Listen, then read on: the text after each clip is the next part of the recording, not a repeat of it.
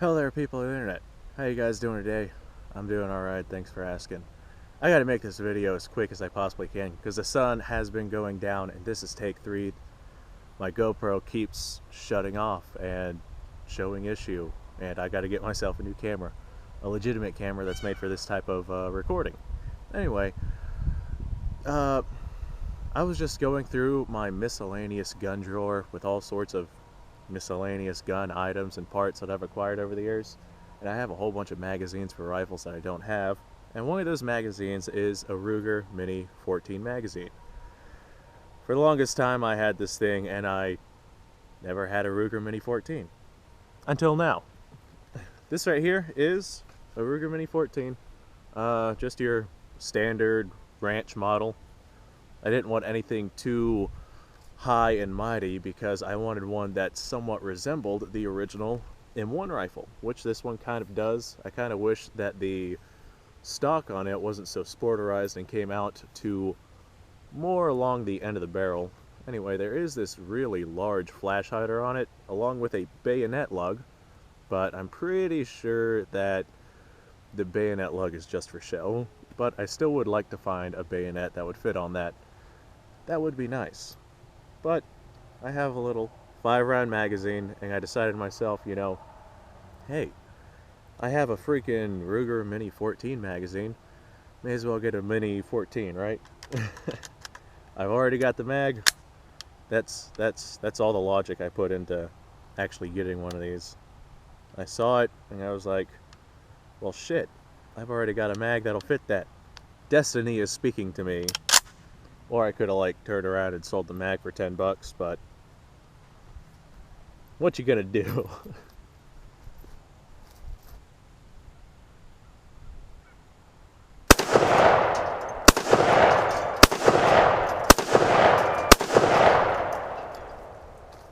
Anyone who's ever operated any of the early M1 rifles, you're basically gonna see that this is very, very similar, other than the feeding mechanism. M1 carbine, buttons on the side. In this case, it's kind of like an AK button or AK lever. You have to push it in to pull the mag out. So, 5-round magazine. You can load this outside the gun, however, I've kind of gotten into the habit of loading it directly into the top of the rifle. There's an aftermarket company that makes a stripper clip set that you can get so you can actually load your M14 or Mini 14 with stripper clips versus loading it 1 round at a time like I'm doing right now. It is easier to load it outside the gun, but I think it's funner to load it with it inside. Alright, this right here is stunningly similar to the early M1 system.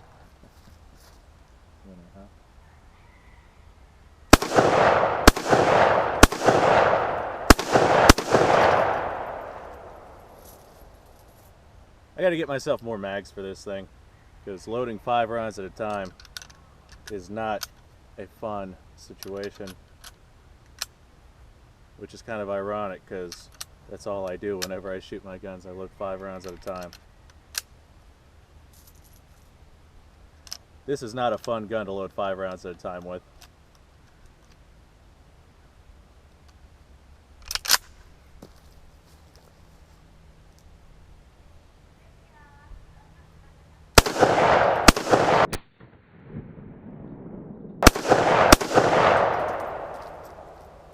What I'm running today is cheap steel case, Red Army standard.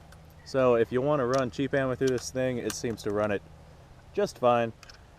Just be sure to clean your rifle regularly to get rid of the carbon buildup that builds up much faster whenever you shoot steel case ammo. Wow, that temperature's dropping quick. Man, there's a considerable temperature difference already, and I've only been out here for a couple of minutes.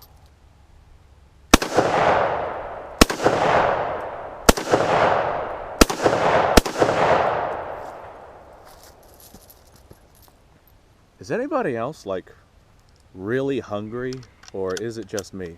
Because man, I'm freaking starving. Normally I practice ammo conservatism on this channel, but these things right here take 100-round drums, just like the AR-15 will.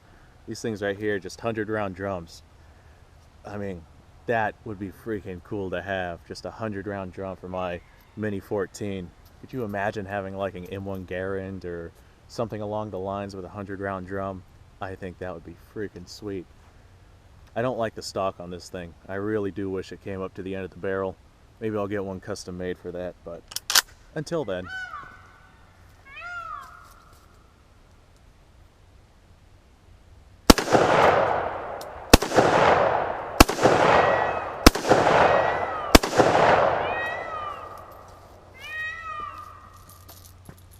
The fun part about shooting while the sun goes down is you can really see the sparks and debris flying around as you mash lead into your target at violent speeds.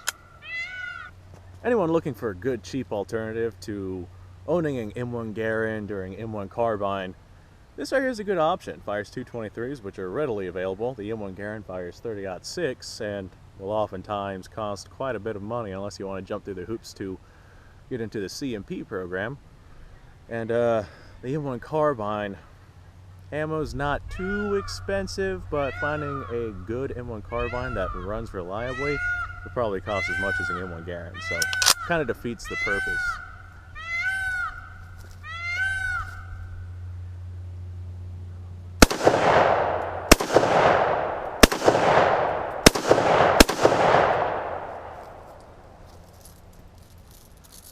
Well guys, I think I've shot this thing downrange enough.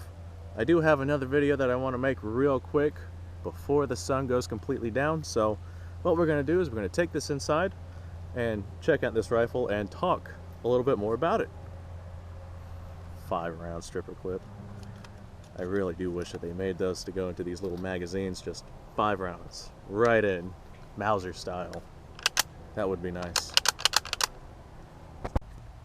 Alright, other video is not going to happen tonight. I just don't have the resources and time to make it happen before the sun goes down. But that's cool. I'm going to just keep shooting this thing. So, I'm fine with that. You know, twist my arm, why don't you? I guess. It's cool because we're at the point of time to where I can still see what I'm shooting at, but you can see all sorts of sparks and flames and whatnot flying around.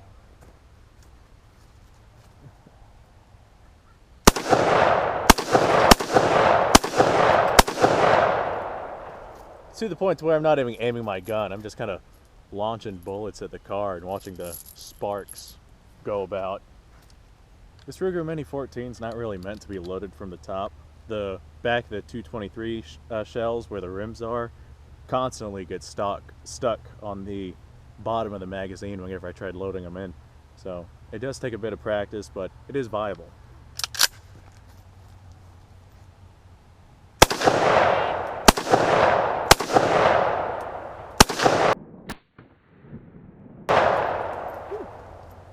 That one looked cool. Hold on. Ah, damn it. I have 6 rounds, not 5. I thought I grabbed the right amount again. Nope. Not this go around. That's alright. I'll just go 1 in the chamber, so I have 6. Hopefully that works. Yep, seems to have gone in just fine. Alright, last 6 rounds. Let's watch some sparks.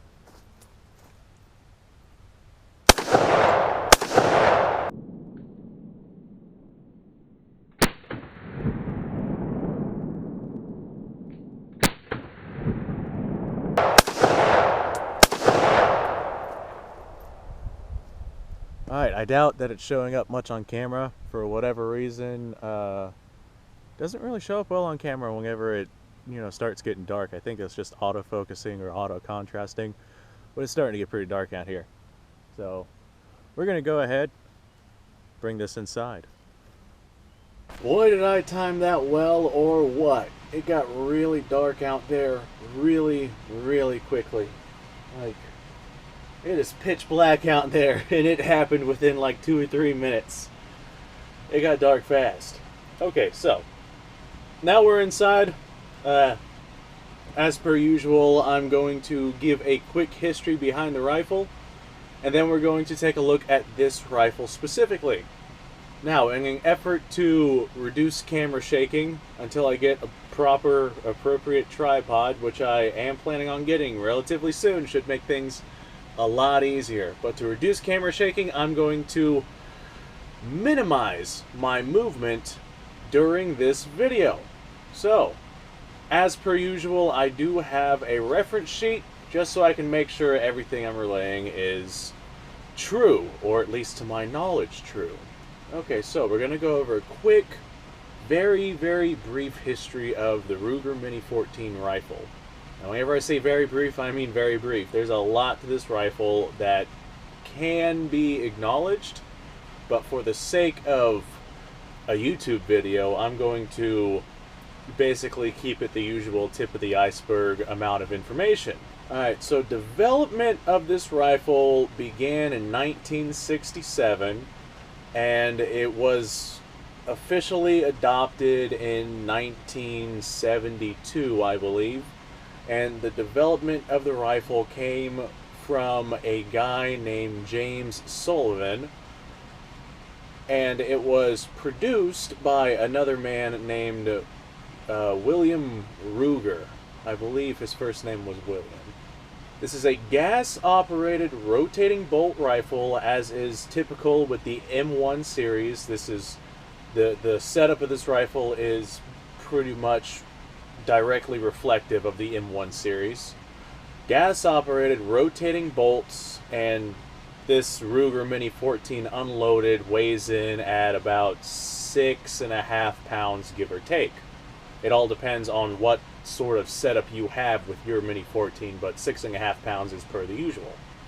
There are a lot of variants of the Ruger Mini 14. However, one that I myself would very much like to get my hands on is a Ruger Mini 30, which is basically a Ruger Mini 14 except chambered in 7.62 by 39 versus the 223 that this Ruger Mini 14 is chambered in. So despite being adopted in 1972, right? 1973. Despite being adopted in 1973, the Ruger Mini 14 didn't exactly go through a whole lot of different changes. As a matter of fact, they went through such few changes that come 2005, right? Yes. Come 2005, the Ruger Corporation basically completely gave up all the other variations and based all of their Mini 14 specs off of the Ruger Ranch rifle, which we will discuss here in a second. Alright, the Ruger Ranch rifle, which is one of the variations of the Ruger rifle, which is exactly what we're going to start talking about, the different variations of these rifles, was basically the bare bones Ruger Mini 14. These oftentimes had a wood or synthetic stock, as simple as it could get. Their average barrel length was 18.5 inches, though it ranged anywhere from 16.5 to like 22 inches total. The next variant we are going to discuss is a very, very similar rifle. It is the Ruger Target rifle, which had a 22-inch barrel and a cold hammer steel forged barrel. So other than that, it was basically just a ranch rifle. Then came the Ruger Tactical Edition. This is where nomenclature doesn't really affect the functionality of the rifle. It just affects the furniture that the rifle has. The tactical version had a barrel length of just over 16 inches. It had a flash suppressor on the end of the barrel, just as this one right here has. And the tactical version was, of course, most of the time, not all the time, but most of the time equipped with a folding stock, just for convenient use. Alright, now we're going to talk about the Ruger Mini 30, which I would love to get my hands on. Like, if I could have the Mini 14 and the Mini 30, I would make a comparison video on those in a heartbeat. I feel like I love this gun, and I know I would love the Mini 30 as well. But anyway, the Ruger Mini 30 is chambered in 7.62x39 and was introduced in 1987.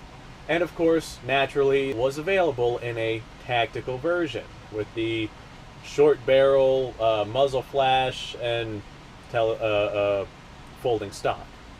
Alright, now we're getting into some unusual variants that aren't necessarily popular and didn't last very long.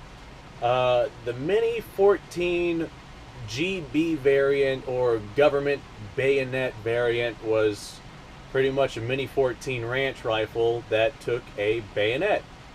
As unusual as it is, this Mini 14 rifle does have a flash hider with a bayonet lug on it, so I'm not entirely sure what to take from that. I'm pretty sure that it is just an aesthetic and not meant to be actually used with a bayonet, but I don't know. I got no idea. I'm sure that I could probably find a bayonet to fit on that. But now we're going to talk into some far less known Mini 14 variants. First up is the AC556. Alright, now the AC556 is just a Mini 14 with selective fire. It had semi-automatic, full auto, and 3-round burst. Mini 14 with select fire. That's pretty much what the Ruger AC556 was.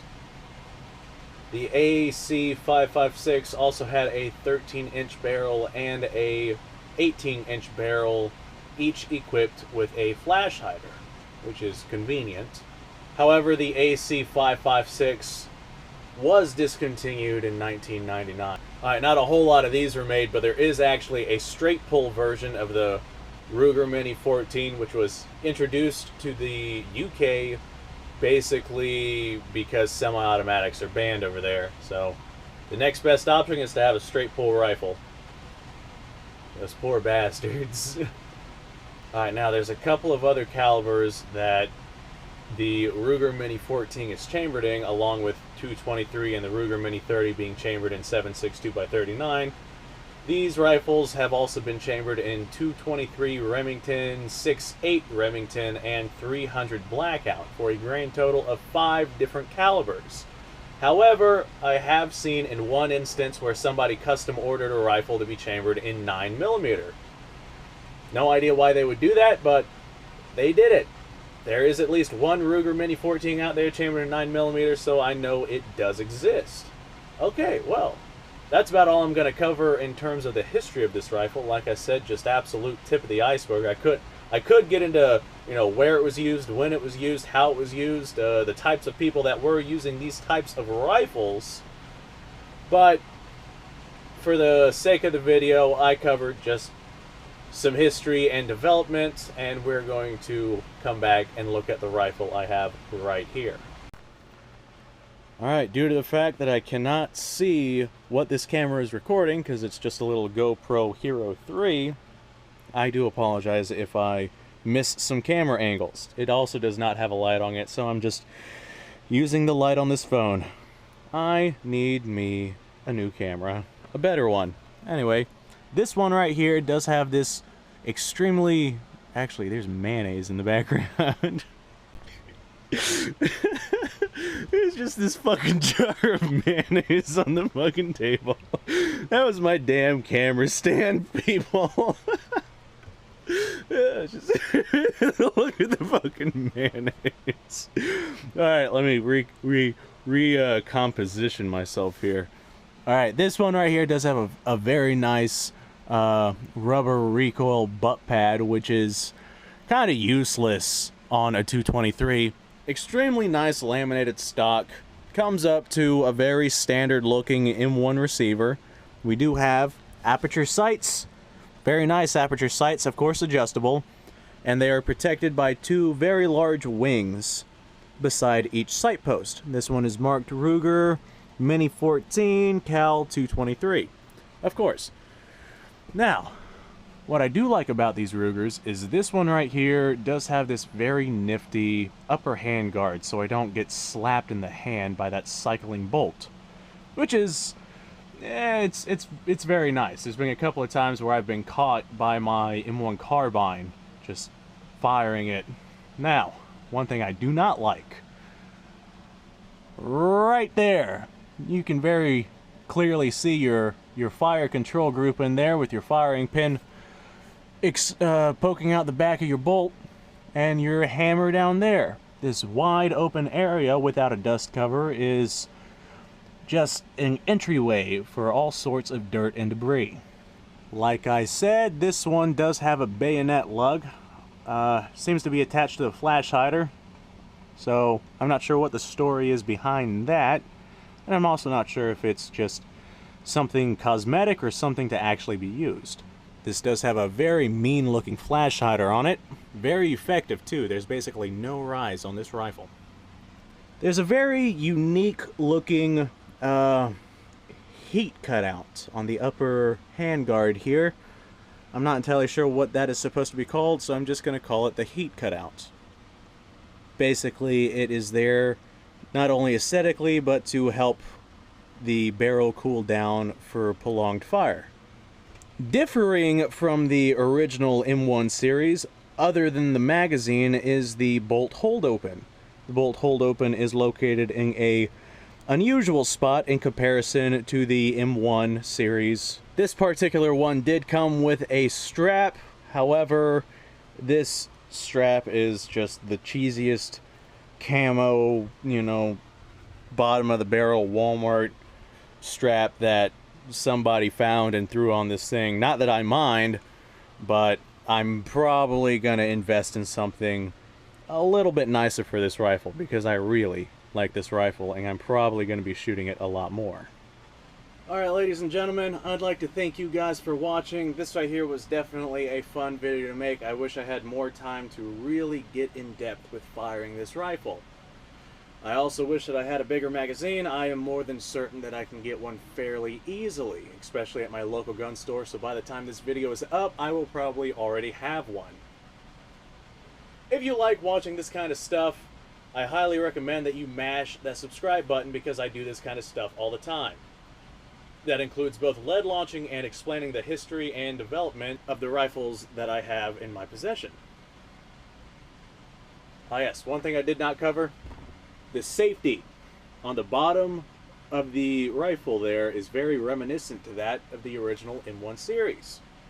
Anyway, if you like this kind of stuff, just absolutely mash that subscribe button. Like, really get in there and mash that goddamn subscribe button. Mash it like you're 14 years old and that's your freaking meat, alright? Really get in there and mash that subscribe button. I can't believe I just freaking said that. Now, I am in need of a new camera and a new camera stand. You guys are currently sitting on a jar of mayonnaise because it's what I had laying around. I can't say that with a straight face.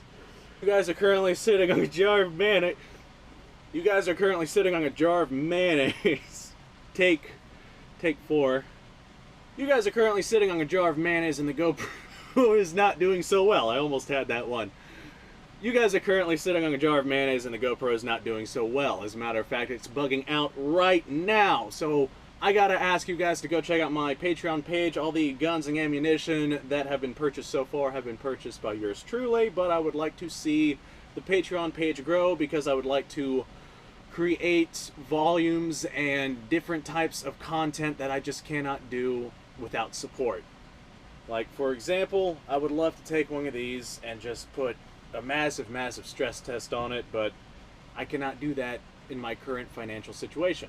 So check out that Patreon page. If you do not have the means to support financially, that's fine. I completely understand. Really, you gotta really get in there and mash that subscribe button. If you cannot support financially, you gotta nut up. You gotta get all up. Anyway, I'm going to do some research on how to fully disassemble this gun because it's a used gun. I'd like to disassemble it, take a good look on the inner workings of this gun. I just got it, made a video on it basically immediately, just in case it blew my face off, I would have recorded evidence.